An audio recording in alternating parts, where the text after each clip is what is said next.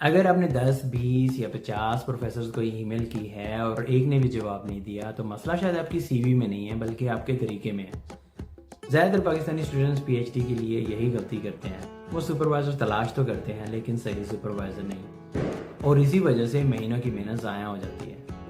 आज की वीडियो में मैं आपको वो तरीका दिखाऊंगा जिससे आप पीएचडी के लिए न्यूजीलैंड की यूनिवर्सिटीज़ में सही सुपरवाइज़र ढूंढ सकते हैं, इन्हें प्रोफेशनल ईमेल कर सकते हैं और अपने जवाब आने के चांसेस जो है ना कई गुना बढ़ा सकते हैं।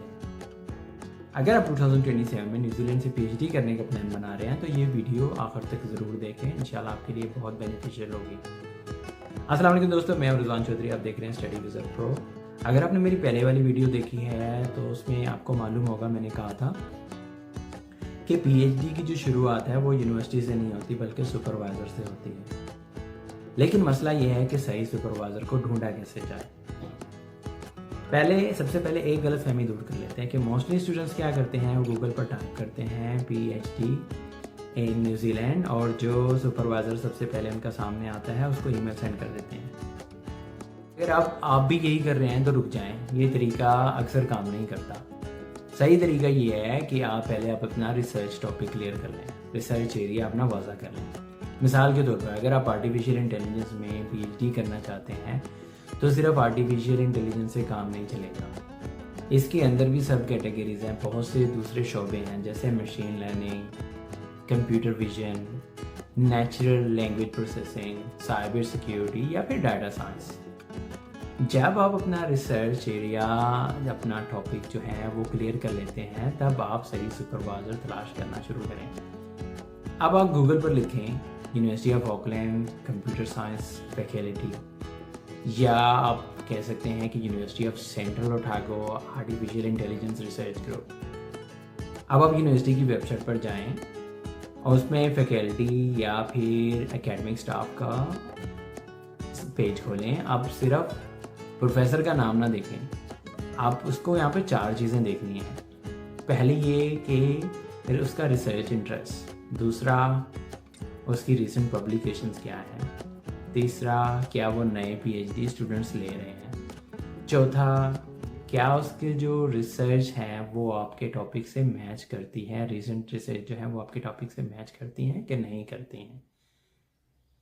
अभी हम एक एग्जांपल ले लेते हैं।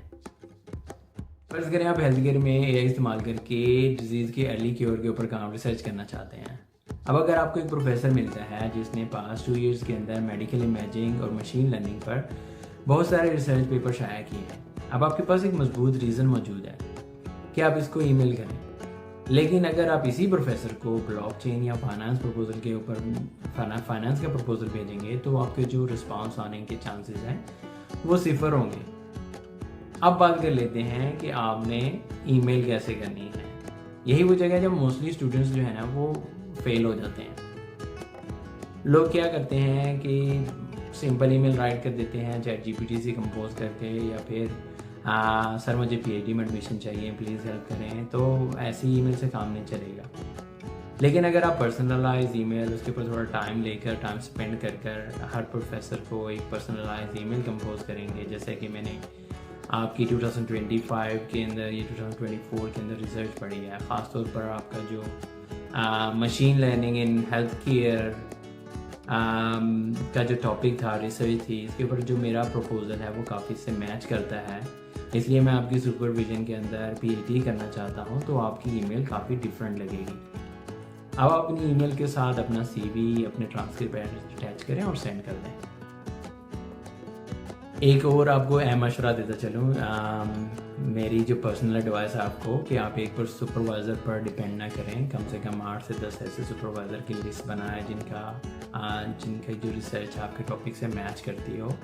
इससे क्या होगा कि इससे आपके जवाब आने के जो चांसेस हैं ना वो काफ़ी बढ़ जाएंगे। और अगर फिर भी 2 हफ्तों तक जवाब ना आए तो एक प्रोफेशनल ईमेल, फॉलोअप ईमेल भेज दें।